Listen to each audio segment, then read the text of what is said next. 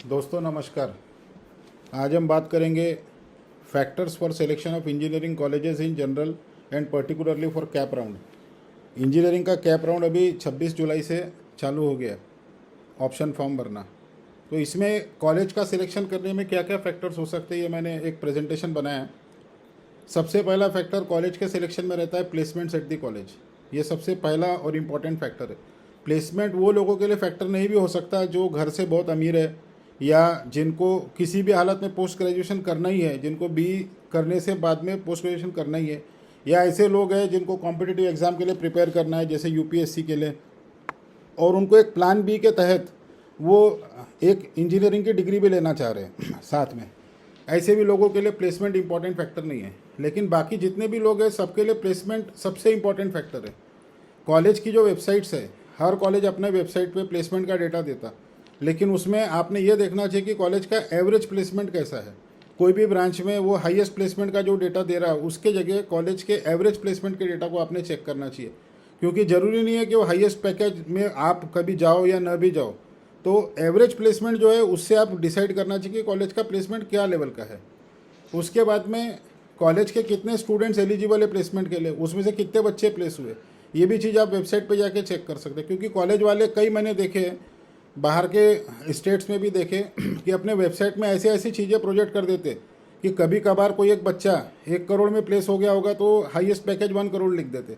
लेकिन आपने वो सब चीज़ों को क्रॉस वेरीफाई करना चाहिए। मैं इसीलिए बोल सकता ये बात को क्योंकि मेरा करीब 32 साल का एक्सपीरियंस है इंजीनियरिंग एजुकेशन और प्लेसमेंट में, जिसमें से करीब 2 दशक से ज़्यादा मैं केडीके इंजीनियरिंग कॉलेज नागपुर में as a professor in mechanical engineering और डीन ट्रेनिंग एंड प्लेसमेंट करके काम कर चुका हूँ। तो मुझे अच्छे से मालूम है कि प्लेसमेंट में कॉलेजेस वाले क्या चीज़ें दिखाते क्या नहीं दिखाते, नागपुर का और बाकी भी जगह का मुझे पता है। अभी जो इंडिया में सबसे अच्छा प्लेसमेंट है, टॉप का प्लेसमेंट, वो टॉप के आईआईटी, सारे आईआईटीज़ नहीं, टॉप के आईआईटीज़, टॉप के ट्रिपल आईटी, टॉप के एनआईटीज़, वो वहाँ पर सबसे अच्छा प्लेसमेंट आपको मिलेगा। हर आईआईटी की बात नहीं कर रहा मैं, हर एनआईटी की और हर ट्रिपल आईटी की बात नहीं कर रहा। और यहाँ पे एडमिशन लेने के लिए आप जोसा काउंसिलिंग, जो आप में से बहुत सारे बच्चों ने ऑलरेडी अटेंड किया भी होगा, चालू भी है। दूसरे, इंडिया में कुछ टॉप प्राइवेट इंजीनियरिंग कॉलेजेस जैसे बिट्स पिलानी है, वीआईटी है, लेकिन इनकी खुद की अपनी एंट्रेंस होती। अब आ जाते अपन कैप राउंड पे महाराष्ट्र के। तो महाराष्ट्र के कैप राउंड के थ्रू आप जो एडमिशन ले सकते वो महाराष्ट्र के गवर्नमेंट कॉलेजेस में ले सकते, महाराष्ट्र के प्राइवेट इंजीनियरिंग कॉलेजेस में ले सकते। लेकिन यहाँ पे इंडिया का बेस्ट प्लेसमेंट आपको नहीं मिलेगा। महाराष्ट्र के कोई लोग बोल सकते हैं कि कॉलेज ऑफ इंजीनियरिंग पूना जो है वो सबसे बेस्ट कॉलेज है, पुराना कॉलेज है, ठीक है, वो गवर्नमेंट कॉलेजेस में बेस्ट है, लेकिन उसका प्लेसमेंट इंडिया के टॉप प्लेसमेंट को मैच नहीं करता। इवन ऐसे कई यहाँ के जो ट्रिपल आईटीज़ और एनआईटीज़ है उनका भी मैच नहीं करता। अब गवर्नमेंट और प्राइवेट कॉलेजेस में जो तुलना करेंगे तो गवर्नमेंट कॉलेजेस का प्लेसमेंट कभी भी बेटर रहता। हर गवर्नमेंट कॉलेज का नहीं रहता, कई कॉलेजेस अभी नए खुले हैं, लेकिन जो पुराने गवर्नमेंट कॉलेजेस है उनका प्लेसमेंट कभी भी बेटर रहता प्राइवेट इंजीनियरिंग कॉलेजेस की तुलना में। जैसा पूना का कॉलेज है, विजेटीआई है मुंबई का, government college of engineering Amravati है, कुछ हद तक government college of engineering Aurangabad है। तो इनका प्लेसमेंट कभी भी प्राइवेट कॉलेजेस की तुलना में ब्रांड भी बड़ा रहता, प्लेसमेंट भी अच्छा रहता। अभी पूना मुंबई का जो रीजन है वहाँ के कॉलेजेस का प्लेसमेंट कभी भी नागपुर से ज़्यादा अच्छा रहता। उसका रीज़न है कि वो एक इंडस्ट्रियल हब है पूना मुंबई, वहाँ पे इंडस्ट्रीज़ पूरी आसपास में है होने के कारण। हालांकि औरंगाबाद में, वालूज में भी बहुत बड़ा इंडस्ट्रियल हब है, लेकिन फिर भी पूना मुंबई को कोई मैच नहीं है। तो इसीलिए वहाँ के आप कोई भी कॉलेज में अगर एडमिशन लेते हो तो आपको जो प्लेसमेंट है वो बेटर मिलेगा नागपुर रीजन की तुलना में। नागपुर रीजन में भी अगर आप जो पुराने कॉलेजेस है उसमें एडमिशन लेते हो तो वो पुराने कॉलेजेस का एलुमनी नेटवर्क ज़्यादा अच्छा रहता, उसके कारण उनको प्लेसमेंट में भी सपोर्ट मिल जाता। और हालांकि प्लेसमेंट एक ऐसा विषय है जो कॉलेज का इंडिविजुअल डिपार्टमेंट रहता, वो कितनी मेहनत कर रहा है उस पर भी डिपेंड करता। इसीलिए कई अभी नए कॉलेजेस भी है जिनका अच्छा प्लेसमेंट है नागपुर में। ऐसा ज़रूरी नहीं है कि पुराने कॉलेजेस में ही प्लेसमेंट अच्छा रहता। दूसरा जो फैक्टर सबसे बड़ा है quality of teaching. Upon college में पढ़ने जा रहे हैं तो पढ़ाई की क्वालिटी क्या है वो सबसे बड़ा फैक्टर है, लेकिन ये दूसरा फैक्टर है, क्योंकि अगर पढ़ने के बाद नौकरी नहीं लग रही तो कोई मतलब नहीं है। इसलिए पहला फैक्टर मैंने प्लेसमेंट का रखा। दूसरा जो फैक्टर है क्वालिटी ऑफ टीचिंग पे है। तो जो कॉलेज में सीनियर और एक्सपीरियंस फैकल्टीज़ है, रेगुलर क्लासेज है, डिसिप्लिन है, वो बच्चा वहाँ पे जो सीखेगा, वो जो सीख के निकलेगा तो वो ज़िंदगी भर उसके काम आएगा।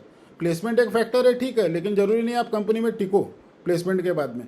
लेकिन जो आप सीख के जा रहे हैं कॉलेज से, अगर आपको अच्छे गुरु, अच्छे टीचर मिल रहे हैं, आप सही में इंजीनियरिंग के फंडामेंटल्स क्लियर कर रहे हैं, तो ज़िंदगी भर आपके लिए एक बहुत बड़ी एसेट है वो।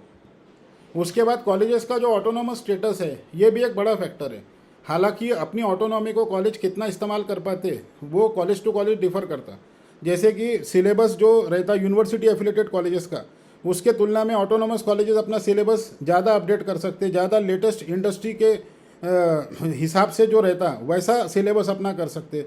वो आपको फ्लेक्सिबिलिटी दे सकते हैं टाइम टेबल चूज़ करने में, फैकल्टीज़ चूज़ करने में, वो आपको सब्जेक्ट ऐड और ड्रॉप करने की फैसिलिटी दे सकते हैं। लेकिन ये हर ऑटोनॉमस कॉलेज करेगा ऐसा ज़रूरी नहीं है, लेकिन ये भी फैक्टर आप देख सकते हैं।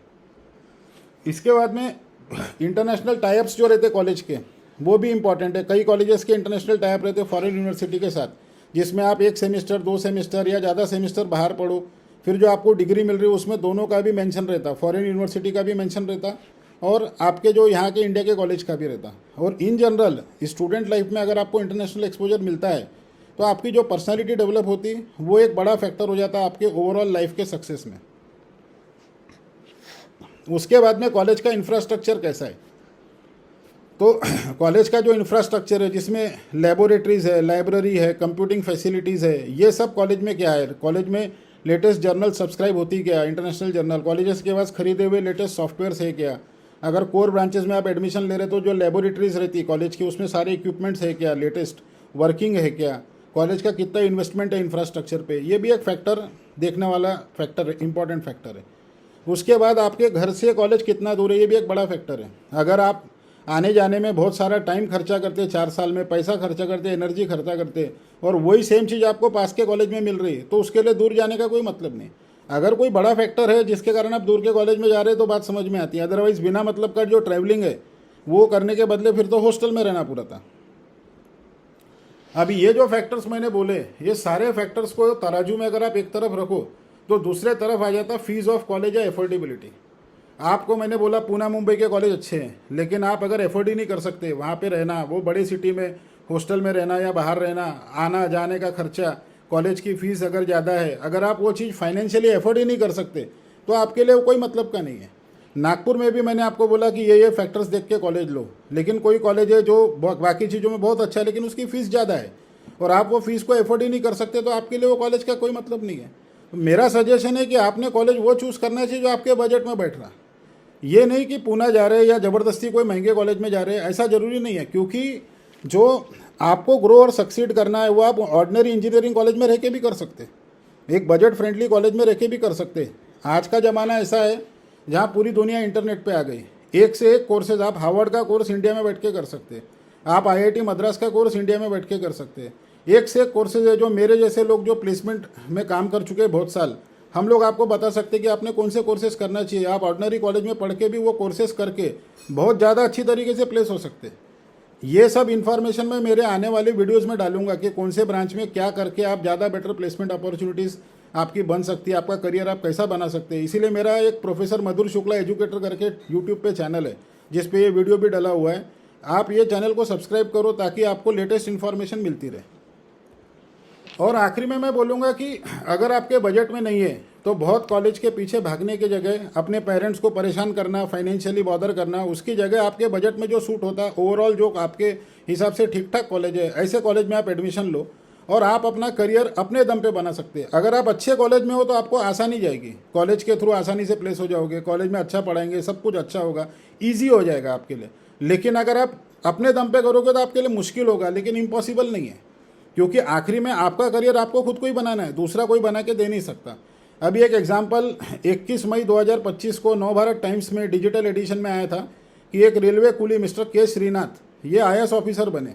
इन्होंने रेलवे में जो फ्री वाईफाई फैसिलिटी थी मुंबई सेंट्रल में, उसका इस्तेमाल करके इन्होंने पूरी पढ़ाई की। इन्होंने कोई कोचिंग क्लास नहीं लगाई, इन्होंने कोई भी कोचिंग क्लास नहीं लगाई, सिर्फ ऑनलाइन जो डाउनलोड किया मोबाइल पे और ईयरफोन लगा के, और ये सभी ई-बुक्स, ऑडियो बुक्स ये डाउनलोड करके उसके भरोसे IAS की पढ़ाई की। 3 अटेम्प्ट में फेल हुए, चौथे अटेम्प्ट में वो IAS पास हो गए।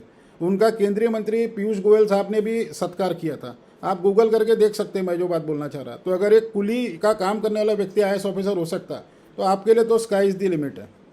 आपको अगर कॉलेजेस क्या सिलेक्ट करना, कैसे सिलेक्ट करना, ब्रांचेस के बारे में मैं एक अलग वीडियो बनाऊंगा, वो आप उस वीडियो में देख सकते हैं। पर अगर आपको ये कंसल्टेशन करना है कि कौन सा कॉलेज, कौन सी ब्रांच आपके लिए क्या सूटेबल है, तो आप मुझसे प्रोफेशनली कंसल्ट कर सकते हैं। मेरे नंबर से, मोबाइल नंबर यहाँ लिखे और email ID भी लिखे।